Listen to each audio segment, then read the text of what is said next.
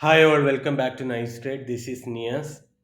നമ്മളൊരു വലിയൊരു ഗ്യാപ്പിന് ശേഷമാണ് നമ്മുടെ യൂട്യൂബ് ചാനലിൽ ഒരു വീഡിയോ ഇടാൻ തുടങ്ങുന്നത്. കുറച്ച് സാങ്കേതികപരമായിട്ടുള്ള പ്രശ്നങ്ങൾ കാരണമായിരുന്നു അങ്ങനെ ഒരു ബ്രേക്ക് ഉണ്ടാകേണ്ടി വന്നത്. അപ്പോൾ ഇനി മുതൽ നമ്മൾ യൂട്യൂബിൽ വളരെയധികം എന്താ പറയുക ഫ്രീക്വൻ്റ് ആയിട്ട് വീഡിയോസ് ഇടുന്നതാണ്. അതിൻ്റെ ഒന്നാമത്തെ കാര്യം എന്താണെന്ന് വെച്ച് കഴിഞ്ഞാൽ നമ്മൾ ഇൻസ്റ്റാഗ്രാമിൽ റീലായിട്ട് ഇടുന്ന സമയത്ത് മിക്ക സ്റ്റോക്കുകളെയും നമുക്കതിൻ്റെ ഒരു പൊട്ടൻഷ്യൽ എന്താന്ന് കൃത്യമായിട്ട് പറയാൻ പറ്റുന്നില്ല. അല്ലെങ്കിൽ അതിന്റെ ചാർട്ട് വളരെയധികം വോളിയം അനാലിസിസ് വെച്ചിട്ടോ, അല്ലെങ്കിൽ നമ്മൾ നൈസ് ട്രേഡ് തന്നെ ഡെവലപ്പ് ചെയ്തിട്ടുള്ള ഒരുപാട് ടെക്നിക്കൽ ടൂൾസ് ഉണ്ട്.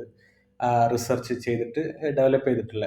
അപ്പൊ അങ്ങനത്തെ ടൂളുകളൊക്കെ യൂസ് ചെയ്തിട്ട് ഒന്നുകൂടെ നല്ല വൃത്തിക്ക് അനലൈസ് ചെയ്തിട്ട് അതിന്റെ പൊട്ടൻഷ്യൽ ഫണ്ടമെന്റൽ അനാലിസിസ് ആണെങ്കിലും ടെക്നിക്കൽ അനാലിസിസ് ആണെങ്കിലും ഒന്നും ചെയ്യാനുള്ള ഒരു ടൈം ഫ്രെയിം അല്ല ഒരു ഇൻസ്റ്റാഗ്രാം റീലിനുള്ളത് എന്നുള്ളത് കൊണ്ടാണ് നമ്മൾ യൂട്യൂബിൽ കുറച്ചുകൂടെ ഒരു എന്താ പറയുക ഡീറ്റെയിൽ ആയിട്ടുള്ള വീഡിയോസ് ഇടാൻ എന്ന് തീരുമാനിക്കുന്നത്. അപ്പോൾ അതുകൊണ്ട് തന്നെ നിങ്ങളിപ്പോൾ ഇൻസ്റ്റാഗ്രാമിൽ നമ്മളെ ഫോളോ ചെയ്യുന്ന ആളുകളാണെന്നുണ്ടെങ്കിൽ നിങ്ങൾ യൂട്യൂബിൽ കൂടി വന്നിട്ട് നമ്മളുടെ ചാനലൊന്ന് സബ്സ്ക്രൈബ് ചെയ്യാൻ ശ്രമിക്കുക. നമുക്ക് വീഡിയോയിലേക്ക് പോകാം. ഇന്നത്തെ കണ്ടന്റ് എന്ന് പറയുന്നത് as we so in the thumbnail Hindenburg റിപ്പോർട്ടിനെ കുറിച്ചാണ്. ഹിൻഡൻബർഗ് റിപ്പോർട്ട് എന്ന് പറയുന്നത് ഇപ്പോൾ എല്ലാവരും വളരെ പേടിയോടുകൂടി കാണുന്ന ഒരു സ്ഥാപനമാണ് ഹിൻഡൻബർഗ് മീൻസ് റിസർച്ച് ഫേം എന്ന് പറയുന്നത്. അപ്പം നമുക്കൊരു റിസർച്ച് ഫേം ഉണ്ട്. ഇതൊരു പരസ്യമായിട്ടൊന്നുമല്ല. ബട്ട് എന്നാലും നിങ്ങൾക്ക് അറിവിലേക്കായിട്ട് പറയാണ്. ഞങ്ങളുടെ ഒരു രജിസ്റ്റേർഡ് റിസർച്ച് ഫേമാണ്. എന്താ പറയുക, സോദ റിസർച്ച് എന്ന് പറഞ്ഞിട്ട്. അപ്പൊ അതുപോലുള്ളൊരു റിസർച്ച് ഫേമാണിത്. അമേരിക്കൻ ബേസ് ചെയ്തിട്ടുള്ള ഒരു റിസർച്ച് ഫേമാണ്. അവരുടെ ആക്ടിവിറ്റി എന്ന് പറയുന്നത് മാർക്കറ്റ് അനാലിസിസ് ചെയ്യുക, അല്ലെങ്കിൽ മാർക്കറ്റ് റിസർച്ച് ചെയ്തിട്ട് അവർ അതിന് ആ ഒരു റിസർച്ച് റിപ്പോർട്ട് പ്രസന്റ് ചെയ്യും. അപ്പം ചിലര് അതിലൊരു ഹോക്സ് ഉണ്ട്, ഹോക്സ് അല്ലെങ്കിൽ ഒരു അലിഗേഷനും ഉണ്ട്. ഇവര് എന്താ പറയാ റിസർച്ച് ചെയ്യുന്നതിന്റെ കൂടെ തന്നെ ഷോർട്ട് ചെയ്യും എന്നുള്ളത്. ഷോർട്ട് എന്ന് പറയുന്നത് ഷോർട്ട് സെല്ലിംഗ് ആണ് ഉദ്ദേശിക്കുന്നത്. അപ്പൊ ഇന്ത്യൻ മാർക്കറ്റിൽ ഏതെങ്കിലും ഒരു പ്രോബ്ലം അവർ കണ്ടുപിടിച്ചിട്ട്, ഇപ്പം റീസെന്റ് അദാനി ഇഷ്യൂലാണ് അവർ പ്രോബ്ലം കണ്ടുപിടിച്ചിട്ടുണ്ടായിരുന്നത്. അപ്പൊ ആ പ്രോബ്ലം അവർ റിപ്പോർട്ടായിട്ട് പ്രസന്റ് ചെയ്യുന്നതിന് കൂടെ തന്നെ അദാനി ഷെയർസ് അവർ ഷോർട്ട് സെല് ചെയ്യും. അപ്പൊ ഇൻ കേസ് ഈ പ്രോബ്ലം എന്താ പറയാ ഇൻവെസ്റ്റേഴ്സ് അല്ലെങ്കിൽ ജനറൽ പബ്ലിക് ആ പ്രോബ്ലം സീരിയസ് ആയിട്ട് എടുക്കുമ്പോൾ ഒരു മാസീവ് സെൽ ഓഫ് അവിടെ നടക്കും. ഈ massive sell off is triggered either by the traders or the investors, long-term investors, or even by the FIIs and domestic institutional investors, or any other banks or any big financial institutions, like we call them big players. അവരൊക്കെ ആയിരിക്കാം ഈ massive sell of നടത്തുന്നത്. അങ്ങനെ cell of നടത്തുന്ന സമയത്ത് ഇവർ short sell ചെയ്തിട്ടുണ്ടെങ്കിൽ they will be sitting on a massive profit. Otherwise they will be in loss. അപ്പം റീസെൻ്റ്ലി കഴിഞ്ഞ 2023 ജനുവരിയിലായിരുന്നു ഹിൻഡൻബർഗിന്റെ ആദ്യത്തെ റിപ്പോർട്ട് വന്നിട്ടുണ്ടായിരുന്നത്. 2023 ജനുവരിയിൽ അന്ന് നമ്മൾ കണ്ടിട്ടുള്ളതാണ് മാർക്കറ്റ് പെട്ടെന്ന് വീഴുകയുണ്ടായി. കൂടുതൽ അദാനി സ്റ്റോക്സ് ആണ് വീണിട്ടുണ്ടായിരുന്നത്. അപ്പൊ അതിനുശേഷം അവർ വീണ്ടും ഇപ്പോൾ ഒരു റീ എൻട്രി ആയിട്ട് വന്നിരിക്കുകയാണ്. അവർ പറയുന്നത് സംതിങ് ബിഗ് സൂൺ ഇന്ത്യ എന്നാണ്. അതായത് ഒരു വല്ലാത്തൊരു തരത്തിലുള്ള ഒരു സ്റ്റേറ്റ്മെന്റ് ആണ്. Either it can be positive or negative. But negative ആണെന്ന് ചിന്തിക്കാനുള്ള കാരണം എന്താണെന്ന് വെച്ച് കഴിഞ്ഞാൽ ഇവർ ഷോർട്ട് സെല്ലിംഗ് ഏജൻസീസ് ആണ് എന്നുള്ള ആ ഒരു ഹോക്സ് നിലനിൽക്കുന്നതുകൊണ്ടാണ്. അപ്പൊ അത് പോസിറ്റീവ് ആണോ നെഗറ്റീവ് ആണോ എന്നുള്ളത് പിന്നീട് അവർ ചെറിയൊരു വിസിൽ ബ്ലോവർ പോലെ കൊടുക്കുകയുണ്ടായി. അതിൽ അവർ പറയുന്നത് നമ്മുടെ സെബി ചെയർമാൻ ആയിട്ടുള്ള മദാബി പുരി ബുച്ച് ഉണ്ട്. ആ ഒരു സ്ത്രീയും അവരുടെ ഭർത്താവും കൂടി അദാനി എന്റർപ്രൈസസിന്റെ, അല്ലെങ്കിൽ അദാനി എന്റർപ്രൈസസുമായിട്ട് ബന്ധപ്പെട്ടാണല്ലോ ഈ മീൻസ് ഈ പ്രോബ്ലം മൊത്തം കിടക്കുന്നത്. അപ്പം അവർക്ക് അതിൽ സ്റ്റേക്ക് ഉണ്ടെന്നുള്ളതാണ് പറയുന്നത്. ഇത് ഒരു ഭീകര പ്രശ്നമാണ്. ഇതൊരു ഭീകര പ്രശ്നമാണെന്ന് പറയാൻ കാരണം നമുക്ക് തന്നെ ആലോചിച്ചാൽ മതി. സെബി എന്ന് പറയുന്നത്, നമ്മളിപ്പോൾ ബികോം പഠിക്കുന്ന ആൾക്കാരാണെങ്കിലും എംകോം പഠിക്കുന്ന ആൾക്കാരാണെങ്കിലും അല്ലെങ്കിൽ കൊമേഴ്സിലൊക്കെ എപ്പോഴും പഠിക്കുന്ന ഒരു സ്ഥാപനമാണ് SEBI, securities exchange board of India. അത് സെബി എന്താണെന്ന് പറയുമ്പോൾ അതിന്റെ അവിടെ താഴെ തന്നെ നമുക്ക് എല്ലാവർക്കും എക്സാമിലും അല്ലെങ്കിൽ എല്ലാവർക്കും വളരെ സുന്ദരമായിട്ട് പറയാൻ പറ്റുന്ന ഒരൊറ്റ സെന്റൻസ് ഉണ്ട്. SEBI is the watching dog of the stock exchanges in India, which means it is the watching dog of NSE, BSE or any other MCX ഒക്കെ പോലെയുള്ള ഫങ്ഷണൽ ആയിട്ടുള്ള മറ്റു സ്റ്റോക്ക് എക്സ്ചേഞ്ചിന്റെ ഒക്കെ വാച്ചിങ് ഡോഗ് ആണ് സെബി എന്നാണ് പറയുന്നത്. അപ്പൊ ഇത്തരം സാഹചര്യത്തിൽ സെബിയുടെ ചെയർപേഴ്സൺ ആയിട്ടുള്ള മദാബി പൂരി ബുച്ച് ഇതിൽ ഇൻവോൾവ് ആണെന്ന് പറയുന്നത് means the watching dog itself is the culprit here. അതായത് നമ്മളുടെ വീടിന്റെ സ്വത്തിനെ കാക്കാൻ വേണ്ടിയിട്ട് ഒരു ഡോഗിനെ വളർത്തുന്നുണ്ടെങ്കിൽ ആ ഡോഗിനെ രാത്രികാലത്ത് വന്നിട്ട് അല്ലെങ്കിൽ ആരും കാണാതെ നമ്മളുടെ സ്വത്ത് അടിച്ച് മാറ്റുന്ന ഒരു പരിപാടി ഉണ്ടെങ്കിൽ എന്താ നമ്മൾ ചെയ്യേണ്ടത്? ആ ഡോഗിനെ നമ്മൾ മാറ്റുക എന്നുള്ളതാണ്. അപ്പൊ ഇവിടുത്തെ ഒരു പ്രശ്നം, ഈ ഹിൻഡൻബർഗ് റിപ്പോർട്ടിനെ കുറിച്ച് കൂടുതൽ പഠിക്കാൻ വേണ്ടിയിട്ട് ഒരു ജോയിന്റ് പാർലമെന്റ് കമ്മിറ്റിയോ അല്ലെങ്കിൽ മറ്റെന്തെങ്കിലും വെച്ചിട്ട് നിർമ്മല സീതാരാമൻ എന്നുള്ള മിനിസ്റ്റർ ആദ്യം പറയേണ്ടത് ഈ അന്വേഷണത്തിന്റെ റിപ്പോർട്ട് വരുന്നത് വരെ മദാബി പൂരിയെ എന്താ പറയുക റിസൈൻ ചെയ്യാൻ വേണ്ടിയിട്ട് ഫോഴ്സ് ചെയ്യുക എന്നുള്ളതാണ്. കാരണം ഇതൊരു വലിയ ഇഷ്യൂ ആണ്. കാരണം സെബി എന്ന് പറയുന്ന മീൻസ് ബോർഡ് എന്ന് അവരുടെ ആക്ടിവിറ്റി എന്ന് പറയുന്നത് ഇൻവെസ്റ്റർ പ്രൊട്ടക്ഷൻ ആണ്. ഇൻവെസ്റ്റർ പ്രൊട്ടക്ഷൻ എന്ന് പറയുന്നത് വലിയ ഒരു ആക്ടിവിറ്റിയാണ്. അത് ചെയ്തിട്ടില്ല എന്നുണ്ടെങ്കിൽ this is A biggest offence. Investors എന്ന് പറയുന്നത് നമ്മളെ പോലെയുള്ള സാധാരണക്കാരാണ്.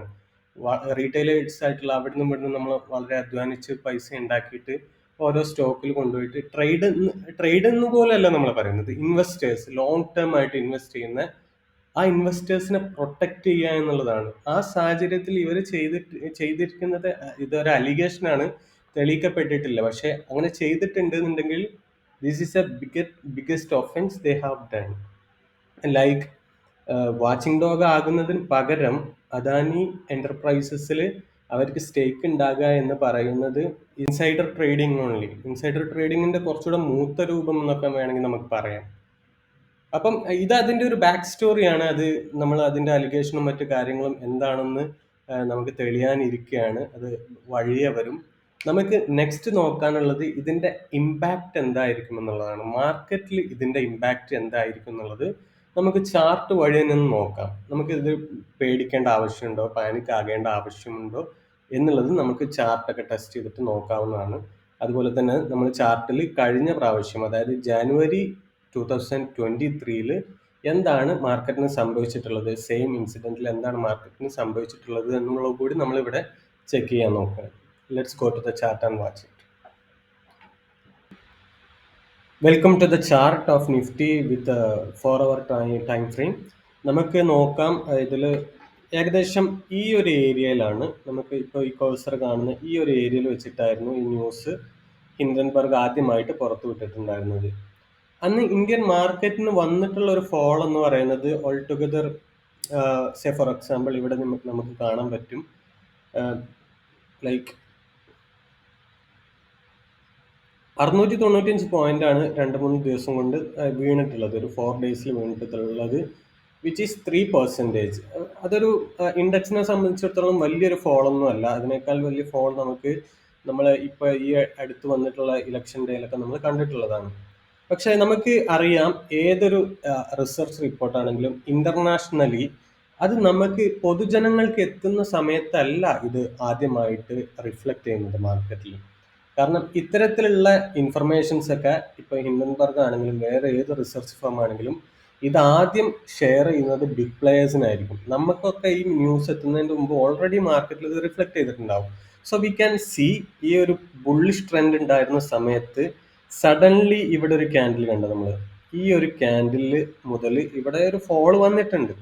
സോ വി ക്യാൻ മീൻസ് നമുക്ക് അസ്യൂം ചെയ്യാം ഓൾറെഡി ആ ന്യൂസ് ഹിൻഡൻബർഗ് അവർക്ക് താല്പര്യമുള്ള ഏതെങ്കിലും ബിഗ് പ്ലേയേഴ്സിന് ഷെയർ ചെയ്തിട്ടുണ്ടാണ്. അപ്പം നമ്മൾ അങ്ങനെ ഒരു ഇമാജിനേഷനിൽ അല്ലെങ്കിൽ ഒരു അത്തരത്തിലൊരു അസംഷനിൽ നമ്മൾ ഫോളോ ചെയ്യുകയാണെന്നുണ്ടെങ്കിൽ അവിടെ മുതലേ നമ്മൾ ആ ഒരു ബിയറിഷ് സെന്റിമെന്റ് നോക്കിക്കഴിഞ്ഞാൽ വി ക്യാൻ സി ഓൾമോസ്റ്റ് 5% അടുത്ത് ഫോളാണ് അന്ന് വന്നിട്ടുണ്ടായിരുന്നത്. So we can also expect a similar kind of fall in this time also, maybe in the index. നമുക്ക് അതുപോലെ തന്നെ നമ്മൾ അദാനിയുടെ ഒരു ഷെയറാണ് അന്ന് പ്രോബ്ലം ഉണ്ടായിരുന്നത്. നമുക്ക് അദാനിയുടെ എന്റർപ്രൈസസിന്റെ ഷെയർ ആ സമയത്തെല്ലാം നോക്കാം. So this is so Adani എന്റർപ്രൈസസിന്റെ ഒരു ചാർട്ട് നമ്മൾ ആ സമയത്ത് നോക്കുകയാണെന്നുണ്ടെങ്കിൽ ജനുവരി അല്ലെങ്കിൽ ഡിസംബർ മുതൽ തന്നെ ഒരു സെൽ ഓഫ് അവിടെ കണ്ടുവരുന്നുണ്ട്. അപ്പം നമ്മൾ നേരത്തെ പറഞ്ഞ ഒരു അസംഷൻ പ്രകാരമാണെങ്കിൽ ഓൾറെഡി ഇത് ബിഗ് പ്ലേയേഴ്സിന് ഇതിന്റെ ഒരു സെൻസ് കിട്ടിയിട്ടുണ്ടാവണം, ലൈക്ക് ദാറ്റ്. അപ്പോൾ അത് വെച്ചിട്ട് നോക്കുകയാണെന്നുണ്ടെങ്കിൽ വി ക്യാൻ സീ ഓൾമോസ്റ്റ് എത്ര വന്നത്, ഒരു ഒരു മാസത്തിന്റെ അല്ലെങ്കിൽ 2 മാസത്തെ കാലയളവിൽ, 1.5 മാസം കൊണ്ട് ആ സമയത്ത് വന്നിട്ടുണ്ടായിരുന്ന ഫോൾ എന്ന് പറയുന്നത് 74% ആണ്. 74%. അതായത് 100 രൂപ ഇൻവെസ്റ്റ് ചെയ്ത ഒരാൾക്ക് 74 രൂപ നഷ്ടം വരുന്ന ഒരു സാഹചര്യം അവിടെ ഉണ്ടായിരുന്നു. നമ്മളെ പോലത്തെ റീറ്റെയിലേഴ്സ് ഒക്കെ ആ സമയത്ത് പേടിച്ചിട്ട് പാനിക്കായിട്ട് വിറ്റ് നഷ്ടം ബുക്ക് ചെയ്തിട്ടുണ്ടാവും. പിന്നീട് അവര് എന്താ പറയാ, സെബിയുടെ അന്വേഷണം വരെയും എവിടെ എത്തിപ്പെടാതെ നിൽക്കുകയൊക്കെ ചെയ്യുന്നു. സെബിയുടെ അന്വേഷണം എത്രത്തോളം ട്രാൻസ്പെറന്റ് ആയിരുന്നു എന്നുള്ളത് ഇന്നത്തെ ഒരു ന്യൂസ് കാണുമ്പോൾ നമുക്ക് ക്വസ്റ്റ്യനിങ് ആണ്. അതുകൊണ്ട് തന്നെ അദാനി സ്റ്റോക്കുകളിൽ നിങ്ങൾ ഇൻവെസ്റ്റഡ് ആണെന്നുണ്ടെങ്കിൽ you have to be careful. You have to be very very very careful about it. അതാണ് ഈ ഒരു വിഷയത്തിൽ നമുക്ക് പറയാനുള്ളത്. മാർക്കറ്റ് ഇൻഡെക്സ് എത്രത്തോളം വീഴും എന്നുള്ളത് നമുക്ക് നോക്കാനായിട്ടില്ല. അദാനി എന്റർപ്രൈസസ് ഈ ഒരു സമയത്ത് ഇപ്പം നമുക്കറിയാം, നേരത്തെ കണ്ട പോലെ തന്നെ ഒരു ഫോൾ ഇവിടെ കണ്ടിട്ടുണ്ട്. മേ ബി ഈ ഹിൻഡൻബർഗിന്റെ റിപ്പോർട്ട് ഓൾറെഡി ഡിസ്കഷനിൽ വന്നിട്ടുണ്ടാവണം. ഇതൊരു റെഗുലർ ഫോൾ ആണ്. 70% എന്ന് പറയുന്നത്, 7% എന്ന് പറയുന്നത്. ഈ ഹിൻഡൻബർഗ് റിപ്പോർട്ടിനെ മാർക്കറ്റ് റിയാക്ട് ചെയ്യുകയാണെന്നുണ്ടെങ്കിൽ we can expect A massive sell off from this point. അപ്പോഴും നമുക്കറിയാം ഇത് റീറ്റെയിലേഴ്സ് ആണ് ഇതിൽ കുടുങ്ങാൻ പോകുന്നത്, നമ്മളെ പോലത്തെ പാവപ്പെട്ട ഇൻവെസ്റ്റേഴ്സ് ആണ്. So always try to stay away from Adani stocks for your safety. Because investor protection എന്ന് പറയുന്നത് സെബിയുടെ സൈഡിൽ നിന്ന് വരുന്നില്ല എന്നുണ്ടെങ്കിൽ only we can protect our self. നമ്മളുടെ കോമൺ സെൻസ് അല്ലെങ്കിൽ നമുക്ക് ഉള്ള അറിവ് വെച്ചിട്ട് മാത്രം നമ്മൾ ഇനി പ്രൊട്ടക്ട് ചെയ്യപ്പെടുക എന്നുള്ളതേ ഉള്ളൂ. കാരണം SEBI is not going to protect you if the allegation comes true. ഇപ്പോൾ വന്നിട്ടുള്ള അലിഗേഷൻ ശരിയാണെന്ന് തെളിയിക്കപ്പെടുകയാണെങ്കിൽ which is a very big issue as far as India is concern, Indian stock market is concern. അപ്പം അതിന് മാർക്കറ്റ് എങ്ങനെ റിയാക്ട് ചെയ്യുന്ന അറിയില്ല. ഇത് ഈ ഹിൻഡൻബർഗിന്റെ ഈ ഒരു പ്രോബ്ലം മീൻസ് വിശ്വസിക്കുന്ന കൂട്ടരാണ് കൂടുതലെന്നുണ്ടെങ്കിൽ മാർക്കറ്റിൽ വലിയൊരു ക്രാഷ് നമുക്ക് കാണാൻ വേണ്ടിയിട്ട് പറ്റും. ഇത് നൈസ് ട്രേഡിന്റെ ഒരു എന്താ പറയുക വോളിയം അനാലിസിസ് ആണ്. ഈ അനാലിസിസിൽ നമുക്ക് എന്താ പറയുക താഴെ ഓർഡർ ബ്ലോക്കുകൾ ഉണ്ടോ എന്ന് കാണാൻ പറ്റും. ഒരു ഓർഡർ ബ്ലോക്ക് അനാലിസിസ് ആണ് നമ്മൾ തന്നെ ഡെവലപ്പ് ചെയ്തിട്ടുള്ളത്. ഇപ്പോൾ ഫോർ എക്സാമ്പിൾ ഇവിടെ ഒരു ഓർഡർ ബ്ലോക്ക് ഉണ്ടായിരുന്നു, അത് ചെക്ക് ചെയ്തിട്ടാണ് താഴെ വന്നത്. ഇപ്പോൾ നമുക്ക് നോക്കിയാൽ കാണാം ഒരു സിഗ്നിഫിക്കൻ്റ് ആക്ടിവിറ്റി ഉള്ളിടത്താണ് ഇത് കൂടുതൽ വോളിയം കാണിക്കുക. ഇപ്പോൾ റീസെൻ്റ്ലി ഇവിടെ ഒരു വോളിയം ഉണ്ട്, ഇങ്ങോട്ട് പോകാനാണ് മാർക്കറ്റ് ട്രൈ ചെയ്യുന്നുണ്ടായിരുന്നത്. ലൈക്ക് ഉണ്ടല്ലേ ഈ ഒരു ഏരിയ ഇത് ടെസ്റ്റ് ചെയ്യുക എന്നുള്ളതായിരുന്നു അദാനി എന്റർപ്രൈസസിന്റെ ഒരു മാർക്കറ്റ് സെന്റിമെന്റ് എന്ന് പറയുന്നത്. ബുള്ളിഷായിട്ട് 3350 ലെവലിലേക്ക് പോകുക എന്നുള്ളത്. പക്ഷെ ഈ ഒരു പ്രോബ്ലം വന്നത് കാരണം ഇവിടെ താഴെയും ഒരു സിഗ്നിഫിക്കൻ്റ് ആക്ടിവിറ്റി വന്നിട്ടുണ്ട്. ഈ ഒരു ഏരിയ എന്ന് പറയുന്നത്, അതായത് 2800 സംതിങ്, ഈ ഒരു ഏരിയയിലേക്ക് മാർക്കറ്റ് ടെസ്റ്റ് ചെയ്തിട്ട് ഏറ്റവും കൂടുതൽ ഡിമാൻഡ് സോൺ ഉണ്ടായിരുന്നത് ഈ സ്റ്റോക്കിൽ ഈ ഏരിയയിലായിരുന്നു. വിച്ച് മീൻസ് ലാസ്റ്റ് ടൈം 2700 രൂപ ലെവലിലേക്ക് വന്ന സമയത്ത് സിഗ്നിഫിക്കൻറ്റ് ബൈ ഇവിടുന്ന് നടന്നിട്ടുണ്ട്.